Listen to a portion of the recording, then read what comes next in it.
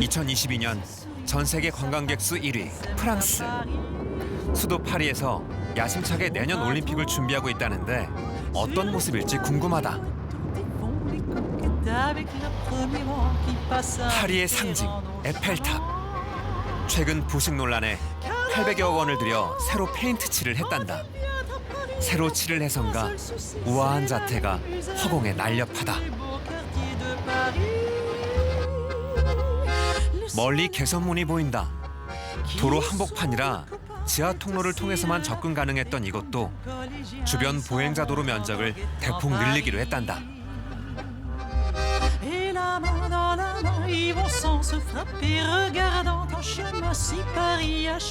파리에서 가장 높은 몽마르트르 언덕으로 가본다. 비교적 최근인 150여 년 전에 만들어진 사크레케르 대성당은 별 변화 없이 올림픽 손님을 맞는다고 한다.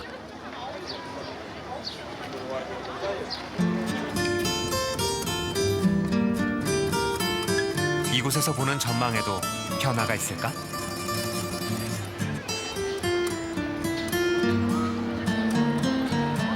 얼핏 봐선 잘 모르겠다.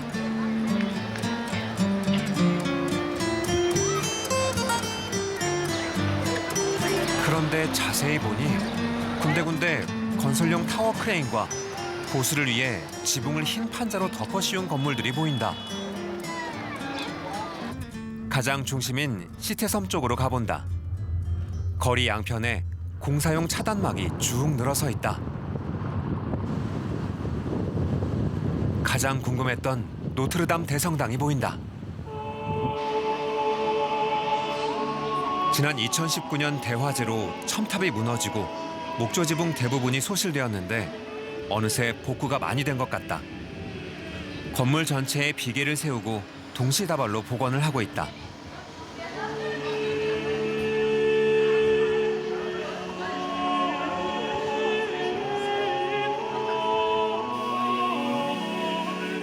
공사 현장 가림막.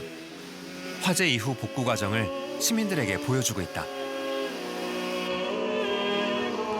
불타지 않은 벽화나 조각에 묻은 그을음은 전문가들이 일일이 특수물질로 지워낸다.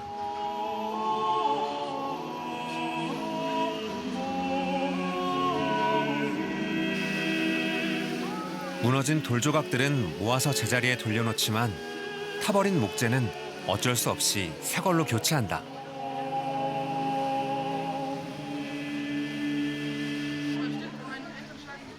우리가 궁궐 보수시 최고급 금강송으로 하듯 프랑스도 전국 최고의 나무만 선별해 복원에 쓰는 모양이다.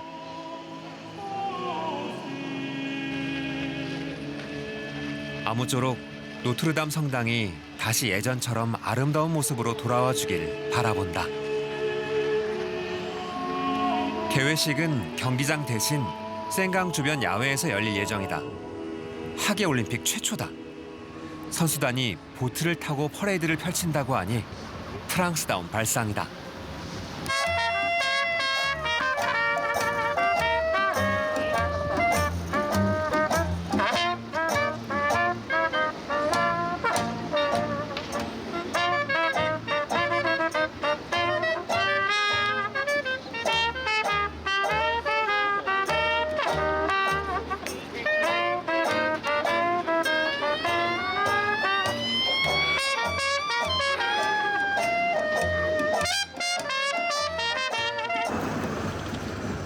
프랑스를 관광 대국으로 만든 또 다른 볼거리는 바로 정원이다. 인류사 유물에 특화된 깨브랑리 박물관의 외벽. 2004년 정원 디자이너 파트릭 블랑이 설치한 수직 정원이다. 녹색 벽과 창문의 대비가 인상적이다. 올려다본 모습은 마치 초원 같다. 벽에서 자라는 식물만으로 이렇게 다양한 질감과 색깔, 모양이 난다는 게 신기하다.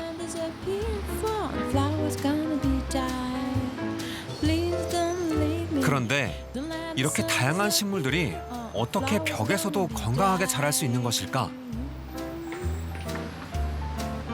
자세히 보니 수분 유지용 부직포를 벽에 밀착시킨 후 중간중간 홈을 만들어 식물을 심었다. 특별한 기술은 아닌 듯한데 하여튼 결과는 놀랍다. 다들 신기한 듯 지나가는 관광객들은 사진 찍기에 바쁘다. 파리시의 새로운 관광 명소가 된 듯하다.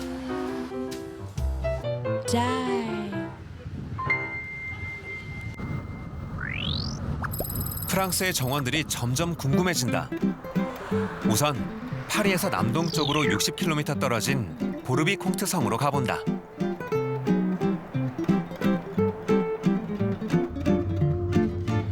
주말이라 그런지 성 입구에서 차가 막힌다. 그런데 차창 밖으로 특이한 풍경이 펼쳐진다. 다들 전통 복장으로 갈아입고 있다.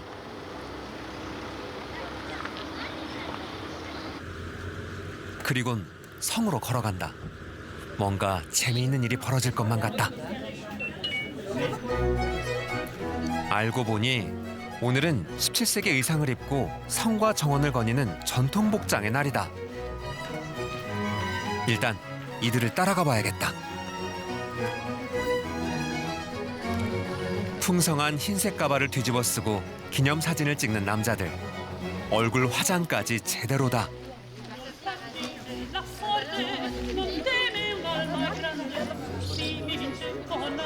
태양왕 루이 14세를 모티브로 한 광대 복장이 이색적이다. 이들이 모두 17세기 복장을 하고 이 성에 모인 데는 이유가 있다. 보르비콩트 성은 1650년대 루이 14세 왕의 재무장관 니콜라 푸케가 약 60제곱킬로미터의 땅에 지은 성이다. 최고로 화려한 성을 만들기 위해 그가 소집한 예술가는 건축가 르보, 실내 장식을 맡은 르 브레, 정원사 르 노트르였다. 그는 당시 이 성을 짓기 위해 주변 마을 3개를 없애고 인부 18,000명을 동원해 5년에 걸쳐 세계에서 가장 화려한 정원을 만들었다. 드디어 모든 공사를 끝내고 1661년 루이 14세 왕과 귀족들을 집들이에 초대한다.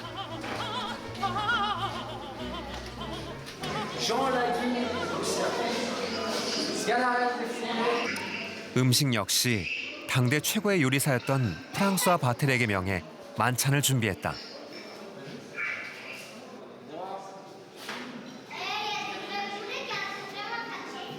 당시 이 성의 과일 보관 지하 창고다. 전국에서 구해온 진귀한 과일들, 특히 따뜻한 남쪽 지방에서 자라는 과일들도 이곳 창고에 가득 찼던 모양이다. 그리고 이 음식들은 432개의 순금 접시와 잔에 담겨 나왔다. 당시를 재현한 식탁을 보니 지금 봐도 정말 입이 다물어지지 않는다. 푸케의 지나치게 화려한 성과 정원, 연회에 루이 14세의 분노는 폭발했다. 결국 푸케는 전 재산을 몰수당하고 종신형에 처해지게 된다. 푸케 자신의 불행과는 달리 이 성의 정원은 프랑스식 정원의 시초가 된다. 성 앞의 좌우대칭 배치는 당시 최고 선진국이던 이탈리아의 양식과 같다. 하지만 평지가 대부분인 프랑스는 이탈리아처럼 입체적 정원을 만들 수 없었다. 고민 끝에 르 노트르는 회양목으로 단순한 격자 무늬를 내는 이탈리아와 달리 화려한 장식 무늬를 만들게 된다.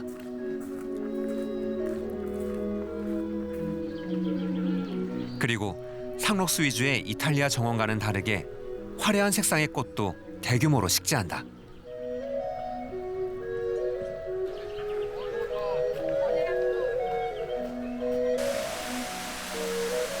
물의 사용도 분수를 통해 생동감을 표현하는 이탈리아식을 넘어서서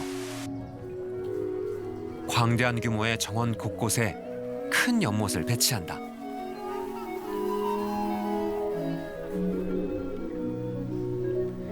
잔잔한 물 표면이 사물을 반사시키는 거울 효과를 처음으로 도입해 조경 효과를 극대화한 것이다.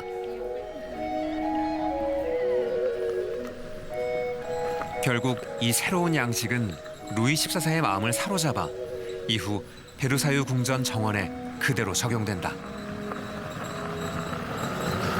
Les jardins de Vaux-le-Vicomte, ils sont très importants parce qu'on peut dire qu'ils ont un peu préfiguré les jardins de Versailles, dans la mesure où donc c'est André Le Nôtre qui a travaillé sur les jardins de Vaux-le-Vicomte, aux côtés de Lebrun pour les décors du château et de Louis Le Vau pour l'architecture.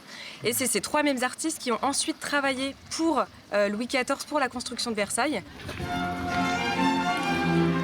베르사유 궁전에까지 도입된 이 정원 양식은 이후 유럽 귀족들 사이에 대유행이 된다. 그래서 전통 복장의 날을 정해 매년 보르비콩트 성에서 이를 기념하는 것이다. 그나저나 과거 의복엔 신분이나 직업이 표현되어 있다고 한다. 이들은 아마도 성직자의 복장일 테고, 이 가족은 기사복을 입은 걸 깨다. 이 복장은 뭘까? 아, 왕진 가방을 들고 가는 의사들. 더위에 지친 이 두 남자는 아부들이 틀림없다.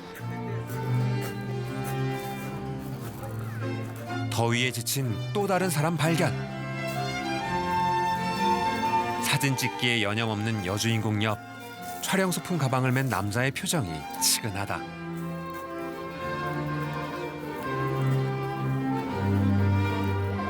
장대에 다리를 묶은 이 광대복장 참가자들의 정성은 인정하지 않을 수 없겠다. 그나저나 참가자들의 심정은 어떨까?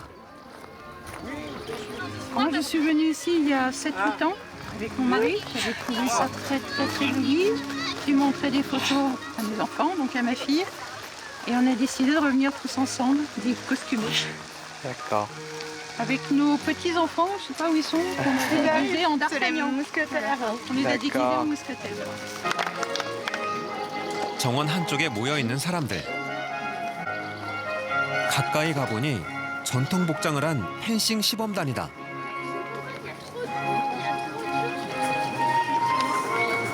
클래식 음악에 맞춘 펜싱 기술들이 우아하다.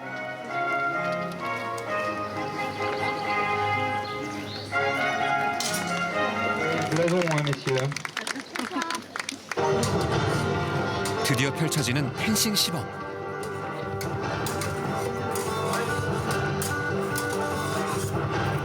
그런데 뭔가 시합이 어색하다. 좀 더 격렬한 대결. 이번엔 나름 긴장감이 느껴진다. 순식간에 여성 검객이 상대의 검을 빼앗았다.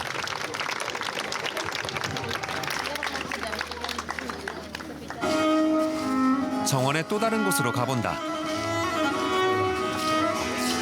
17세기 프랑스 궁정에서 추었던 코트 댄스, 즉 궁정무용 시범이 열리고 있다.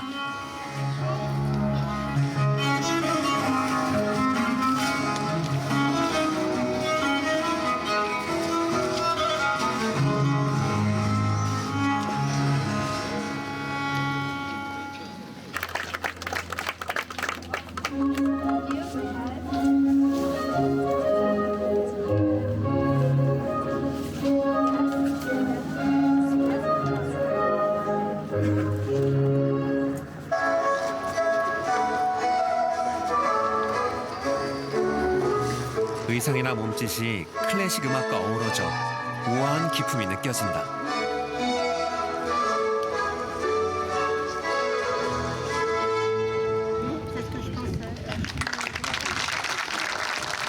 넓은 정원이 다양한 공연의 무대가 되는 게 신선하다.